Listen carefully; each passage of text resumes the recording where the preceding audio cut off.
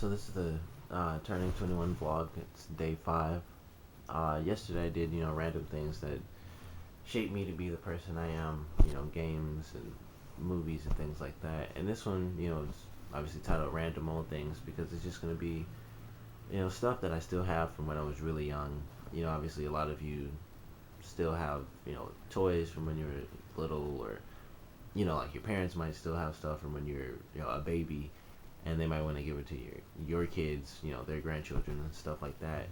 And I have, a ton of old toys that I got. I guess the first one to show off, like this really old Krillin toy. I don't even remember how I got most of this stuff, but Dragon Ball Z was really big when I was younger, and like I still really enjoyed it. It was a good show, and you know somehow I came across this like little superposable Krillin. And I have Super Saiyan Gogeta, which I've used in both of those. I've used in another video I did. I had a Vegito. I don't know what happened to that. Um, I got that from somebody else too. I don't know how I got that one. But I remember I bought this myself, and I remember I used to like argue with my friends all the time because it was before this character was like released in America. Like I bought the toy early, and so it was like I found out, I saw like the toy with Krillin and he had hair and stuff, and I was like, where are all these characters like Krillin with hair? And it was weird. And I remember the toy being marked as Goten and not Gogeta. And so before the show came out, I always thought it was Goten. And I guess technically, if I never unwrapped it, it would have been worth a little bit of money because it would have been, an anomaly in the, like the toy universe. But obviously, in like, third and fourth grade, that wasn't a big deal to me. So Gogeta, Super Saiyan Gogeta marked as Goten didn't really make sense, but oh well. Some super old stuff I have would be like this Power Rangers toy. The arm's missing, but Power Rangers Turbo, I believe. Yeah, and I don't even remember what this one was called, but obviously it's a giant wheel, so and I still got it because Power Rangers are sweet. And then like even older than that, I guess would be this super old land speeder from Star Wars. It has like the little wheels on it, so when you put it down, the wheels actually um, push in a little, so that way it looks more like a land speeder, like it's floating. Got Luke. No clue where the lightsaber is, or blaster if he had one, and Darth Vader. Once again, I know he had a lightsaber. This was obviously like a New Hope, so I don't know if this Luke came with the lightsaber, but red lightsaber gone, but I still have them. Just I don't know, just posable or whatever. And then about as old as that would be my Jurassic Park um, Velociraptor. Once again, I've used this in the video, another video of mine too. And this one I kind of like the most. I don't know why. I guess just because I like Velociraptors. But this one is fairly simple. You squeeze the leg and it does that. It had a bunch of extra stuff because this I remember was from the Lost World Jurassic Parks, which is number 2, and it had like the muzzle because they were doing all the capturing and stuff when they went to the island, so they like capture all the dinosaurs. So it had like a muzzle and all this extra plastic, super cheap stuff to go on top of it, so it would kind of resemble the movie when they were capturing all the dinosaurs. And then I have these really old 3D glasses, which I actually still use a lot when random 3D stuff comes on TV. And I remember my nana got me this, and it was for a 3D dinosaur book, which is at my mother's house. And it's a pretty cool book, it's just pictures of dinosaurs. It'll be T-Rex, um, Velociraptors, Brontosaurus, um, other ones that I can't think to name.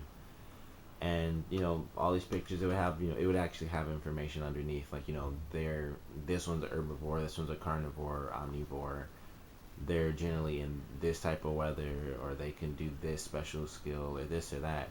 And then just a huge giant picture in 3D, and it would look really cool. They were all, of course, old 3D, so it was all blue and red. So if you were just looking at it, it was just like pink, blue, purple, and red colors all over the place. But once you get the 3D, obviously it it looks pretty cool and has a nice 3D effect to it. Getting into the older stuff, the games, Resident Evil 1 with the amazing picture on the front of the guy with his face like that. Um, God, the last time I played this, I think was about 2 years ago or something, and it was because I played because I have the remake of it, and I was like, I should play the original again just to see, how similar they are. And it was pretty fun. I beat it in like 4 hours. It's older PlayStation games when you're younger, they seem like they last forever, but they you can like fly through games like Nintendo games. They seem like they last forever, but if you're able to do it, you could do it in like half an hour because old Nintendo games, they're just really really hard, and that's why generally people can't beat them. But Resident Evil got the director's cut, so I don't know when this one came out. It had to have been probably in 98 or something like that, because originally the game came out in 96, and so this one is the director's cut. It has like some extra scenes or something like that, plus it has the demo for Resident Evil 2, and it starts off, you play as Leon, and it goes up to like the communications room in RPD, and then it gets kind of weird because it adds Ada in, even though when you actually buy the game, she's not in that part of the game. But for whatever reason, they put it like that, and so I would always try to like replay it and like look at her face before it went to black, because it would kind of pan up and then fade to black when it got to her face. But director's cut was always really fun. Played it I don't know how many times. I tried to figure out the weird alternate costumes, which I don't know if you can really see right there. It's hard to make out, but each character has like a weird alternate costume. Like Jill's is like sort of weird, and she has like oh, this light's in my face, so I can barely see the colors now. But she has like blue jeans on, and I believe she is like a yellow type of shirt. And I can't remember what Chris has, but I completely forgot how you pick that costume, so I'd have to look it up online. But I remember they had that, and it was always so weird to me. Like, I never enjoyed the costumes because I always thought they looked kind of stupid. But it was just cool to have it, and I tried to get that when I played it again. And maybe you have to unlock them or something. I don't really remember because I was in like 98 and 99 when I was originally playing the game. But Resident Evil, favorite franchise, by the way. Just still one of the old games that I have, which I have a few of. Another one, Metal Gear, which is my second favorite franchise. This game holds up. Both of them hold up really well. I think Metal Gear holds up a little bit more than Resident Evil does, and it's just because of the type of game that it is. Resident Evil being, that horror-based game, it's not as much, story-based elements to it, and Metal Gear did come out after, so it does have slightly better graphics, and also, just the characters and stuff. It's like I said, more story driven, so there's a lot more interaction between characters. There's more talking. There's more, cool things going on compared to Resident Evil, where all the cutscenes are really just people talking to each other, and then all the action. For the most part, the cutscenes are just people talking, and all the action is really just, you. As in Metal Gear, it's sort of a mix where, you're doing the action and you're kind of doing the talking, because there's all the scenes where, you can get on your comm and call whoever you want and then just, like, talk to people because there's so much dialogue in the game. So it kind of carries on better. Plus, there are a ton of unlockables in this game, depending on how fast you beat the game. So you can get the bandana for infinite ammo. You can get the camouflage, which makes you invisible, which makes the game unbelievably amazing. When you can just like shoot through everybody, except for the wolves, because they can smell you, so they bite you anyway. But Metal Gear, always really fun. Still, I don't remember the last time I played this one. It wasn't that long ago either. It was probably around the same time, 2 years ago or a year ago.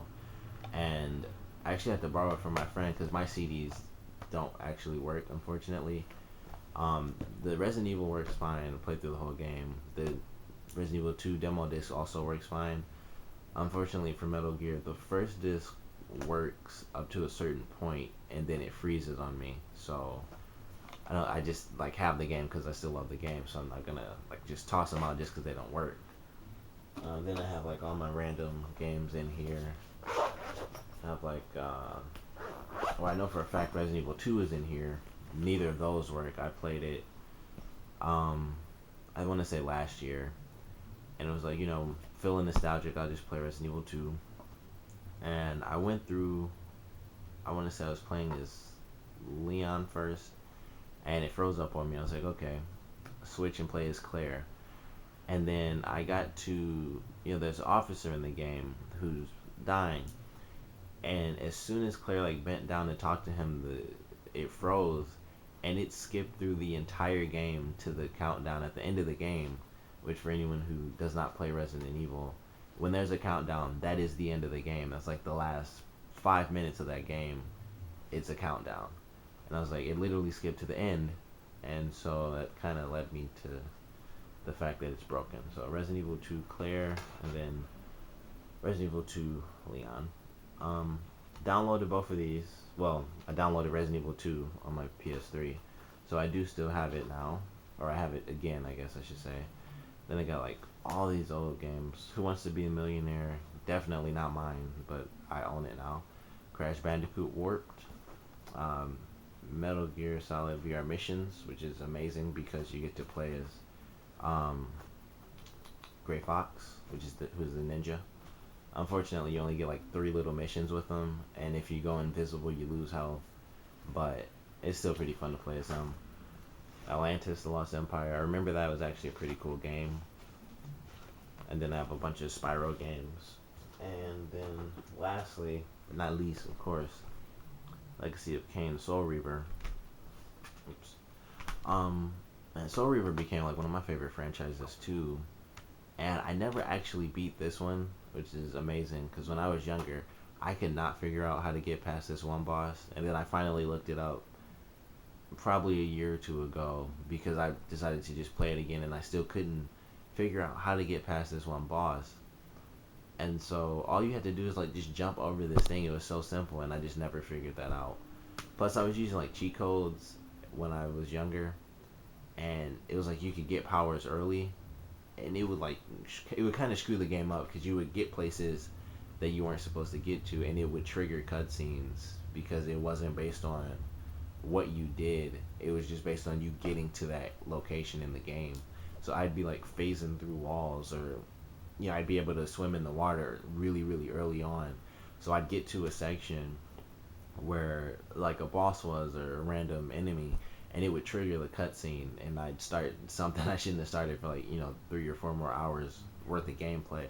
But like I love this game. I love Soul Reaver 2. I never bought, but I played it, and I have Legacy of Kain Defiance, which is an amazing game.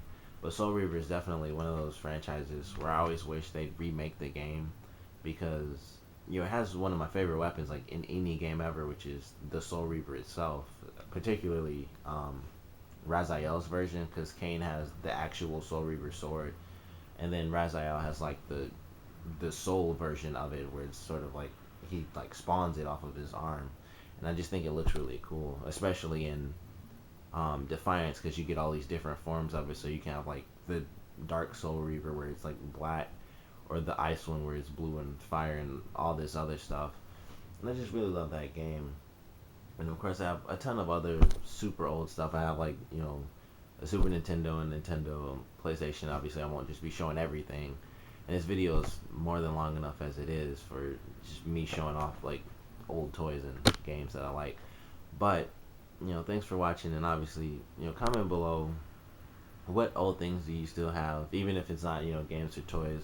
It could be old movies. Like I have a ton of old videotapes. They aren't here, they're actually at my mom's, but I have a ton of old stuff. I have Aladdin on DVD, which is kind of old now because that was like years ago when they did that. But Aladdin's my favorite Disney movie, so I was like, I like it so much, I actually bought it on DVD. But comment below. Let me know what old stuff do you have that you still keep around that you think you might just have forever. You might just like hoard it pretty much because my mom kind of calls me a hoarder, and I guess it's kind of true when you see old like old land speeders and stuff like that. It does kind of hold up. But what old toys or movies or games or anything do you have that you still keep around? Thanks for watching.